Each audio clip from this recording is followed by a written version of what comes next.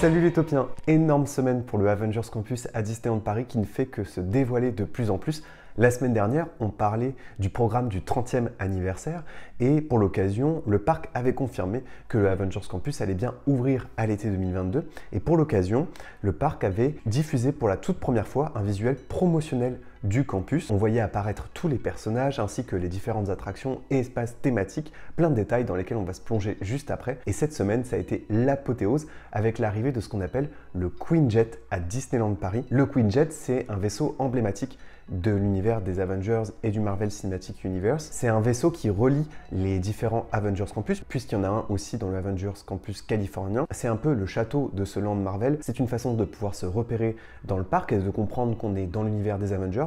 Et c'est aussi un lieu où se produira des sortes de happenings avec les personnages Marvel qu'on a vu apparaître sur le quai visual. Des vaisseaux comme ça, il y en a maintenant dans la plupart des lands Disney. On le retrouve par exemple aussi à Disneyland Paris avec le fameux X-Wing. Cette semaine, on a vu aussi l'arrivée d'un vaisseau des Cortes de Nova devant l'attraction Cosmic Rewind. Et puis, il y a aussi des vaisseaux qui sont posés un peu partout sur Batuu, le land Star Wars. Et donc, le Quinjet s'est imposé comme l'élément visuel principal de ces Avengers Campus, puisque ce sont aussi des éléments visuels qu'on retrouve dans tous les Avengers. Ce sont des vaisseaux qui ont été imaginés par Stark et qui ont été vendus au Shield. Et c'est une façon d'indiquer le rassemblement et ça permet aux super-héros de comprendre qu'il faut se réunir ici. Il faut savoir que les Quinjet, ils ont des apparences un peu différentes en fonction des comics et même dans les films, ils n'ont parfois pas tout à fait la même apparence.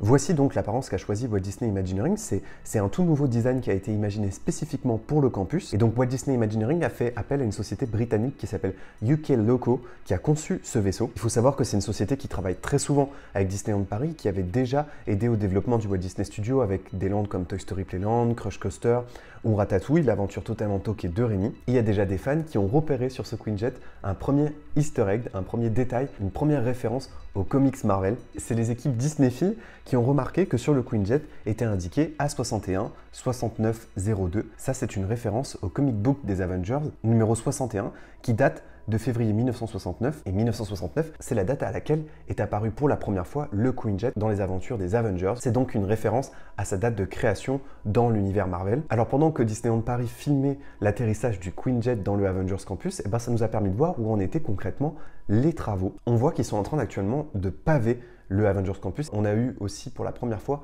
un aperçu officiel de la fameuse affiche de la Stark Expo, inspirée des expositions universelles. Cette affiche dont on a parlé dans la vidéo précédente. Comme je vous le disais aussi, ils sont en train de paver. On se rend compte qu'il va y avoir une zone circulaire sur laquelle va apparaître le logo des Avengers, un logo qu'on a déjà vu apparaître sur le quai visual qui a été diffusé en début de semaine. On aperçoit aussi sur quelle plateforme sera posé le Quinjet et c'est sur cette plateforme qu'il y aura aussi des happenings avec les Avengers. On aperçoit aussi une grue qui fera partie du décor de Web Slinger Spider-Man Adventure. Ça sera en principe intégré au happening et on croise tous les doigts pour l'apparition du Stuntronics. Ce qu'on remarque aussi, c'est que malheureusement, Moteur Action n'a pas pour l'instant été détruit, donc on aperçoit le décor derrière le Avengers Campus. Là, la photo a été prise de haut, donc peut-être qu'on s'en rendra moins compte lorsqu'on sera au sol, mais enfin, ça se voit quand même encore beaucoup et j'espère que cette zone sera un jour retravaillée. Et puis, on aperçoit aussi la façade circulaire de l'attraction Iron Man, sur laquelle on sait que des tests sont en cours, notamment pour l'éclairage de cette façade, et que ça comprendra aussi un éclairage de jour, puisque c'était l'interrogation. Est-ce que cet éclairage avec des LED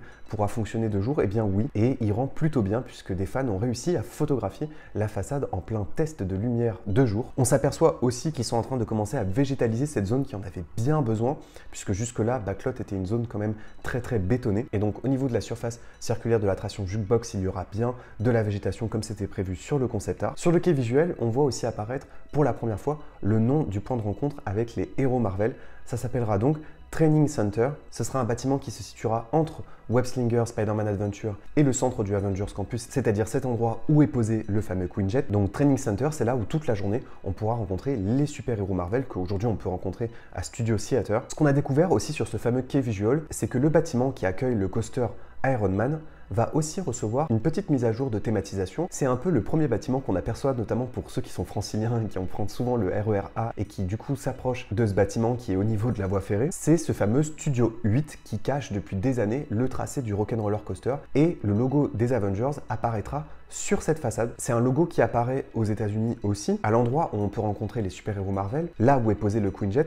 Mais évidemment, à Disneyland Paris, on ne pouvait pas positionner ce logo au niveau du Queen Jet, et donc ce sera la façade Ironman qui accueillera ce logo. Autre détail qui m'a marqué aussi dans le key visual et dont on n'a pas pu parler dans la vidéo précédente, c'est la présence de Captain Marvel dans une tenue très spéciale qui m'a fait penser à un concept art qui avait circulé sur les réseaux sociaux de l'attraction Iron Man, dans lequel on pouvait voir Captain Marvel survoler l'armure de Iron Man à peu près dans la même position que sur le fameux key visual, ce qui confirme selon moi la présence de ce personnage dans l'attraction. Et puis on aperçoit bien sûr l'armure de Iron Man qu'on devra utiliser pour le rejoindre dans sa mission dans la future attraction Jukebox, qui est la rethématisation de l'attraction Rock'n'Roller Coaster. Et puis on aperçoit bien entendu les fameux Spider Robots qu'on devra chasser à travers le parc. Il y a aussi une belle mise en avant de Ant-Man, puisque vous le savez, il y aura le restaurant Time Test Kitchen, d'abord sur le Spider Robot à gauche, et puis on voit la guêpe un peu plus loin à côté de lui, confirmant leur présence de manière significative puisque ce restaurant est quand même très focalisé sur leur univers. Et puis d'autres personnages Marvel très attendus, bien sûr Thor,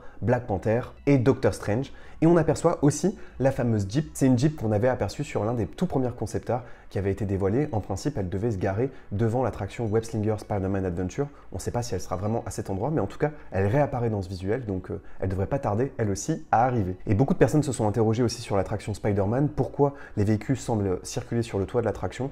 En fait, ils vont pas vraiment circuler sur le toit de l'attraction, tout sera bien entendu en intérieur, mais vous le savez, la storyline dont on avait déjà parlé ensemble est une storyline qui consiste à faire croire que le campus est soudainement attaqué par ces Spider Robots, et donc les visiteurs pourront traverser les différentes attractions du campus pour essayer de les attraper pour qu'ils cessent de nuire et de semer la pagaille. C'est ce que, à mon avis, veut suggérer le concept art. Voilà pour tous les détails et pour l'avancée du chantier du Avengers Campus. Très hâte qu'il ouvre enfin à Disneyland Paris. En principe cet été, on attend une date officielle. N'hésitez pas à me dire en commentaire quels autres détails vous avez remarqués sur ce campus, et n'hésitez pas non plus à aller voir la vidéo qui était aussi dédiée à quelques premiers détails que nous livraient les concept art. Et d'ici son ouverture, n'oubliez pas que vos rêves sont éternels. Bye!